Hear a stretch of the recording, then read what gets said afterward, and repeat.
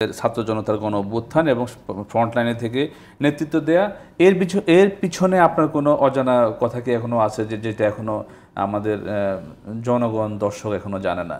যেমন আপনি হয়তো 5ই আগস্ট বলছিলেন যে মানে অভয়ের যে সকালে গ্রেপ্তার হয়েছিলেন এবং সারাদিন একটা নির্যাতনের মধ্যে ছিলেন, কি ছিল সেই ঘটনাটা?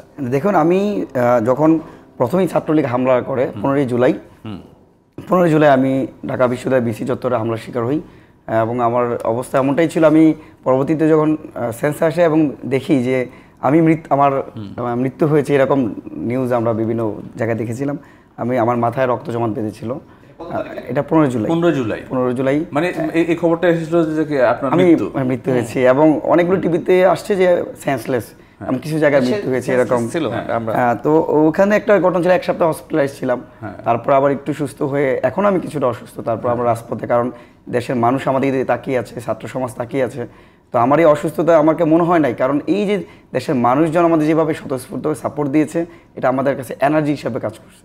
আর সর্বশেষ যখন আমরা 1 দফা দাবি দিই 5ই আগস্ট, যেদিন আমরা গণভবন ঘেরাও কর্মসূচি দিই শহীদ মিনারে, তো তখন কিন্তু সারা দেশের নেট অফ করে দিছে, শুধুমাত্র ওয়াইফাই ছিল।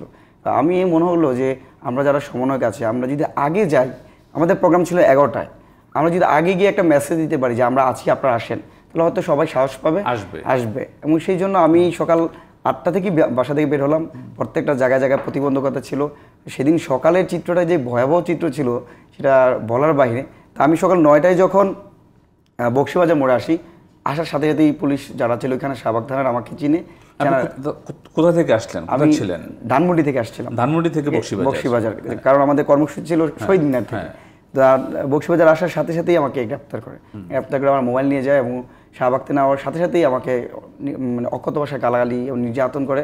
আমি ওখান থেকে একজন অফিসারকে আইডেন্টিফাই করতে পেরেছি, সম্ভবত ওনার নাম আরশাদ এবং ওনার ওসি অপারেশনের দায়িত্বে ছিলেন।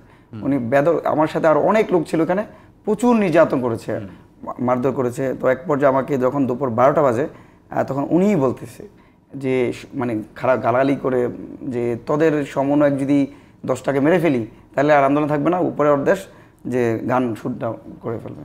এর বলার কিছুক্ষণ পরপরই বলতেছে এদেরকে সিডিটিসিতে নিয়ে যাও, কাউন্টার টেরোরিজম ইউনিটে।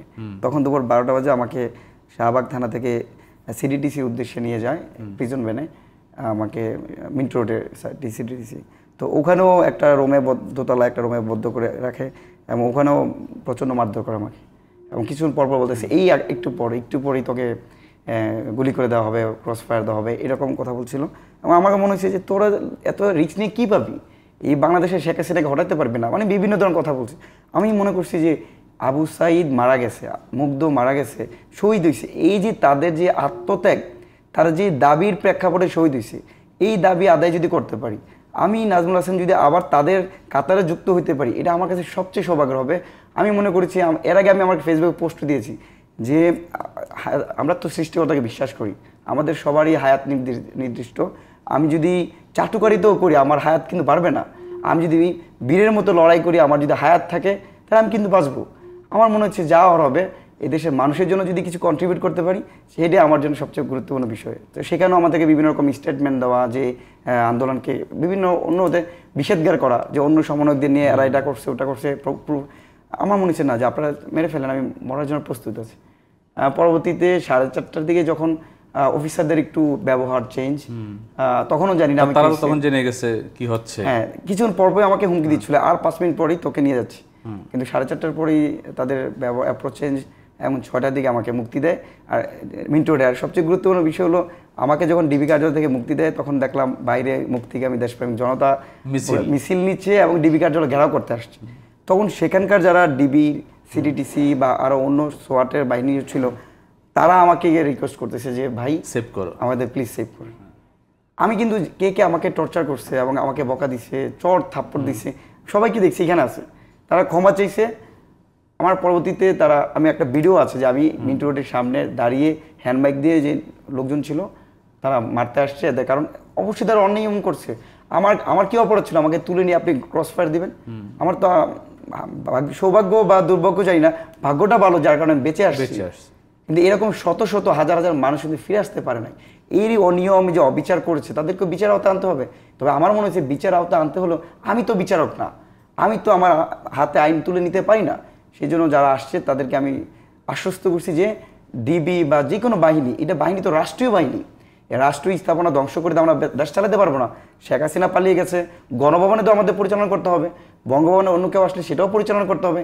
পুলিশ প্রধান যে কুখ্যাত পুলিশ প্রধান বেনজির চলে গেছে, আর অনেকে যাবে, ডিবির হারুন চলে যাবে, বিপ্লব চলে যাবে, কিন্তু পুরো পুলিশ বাহিনী তো করাপ্টেড, আমরা পুরো পুলিশ বাহিনীকে আমরা ধ্বংস করতে পারি না।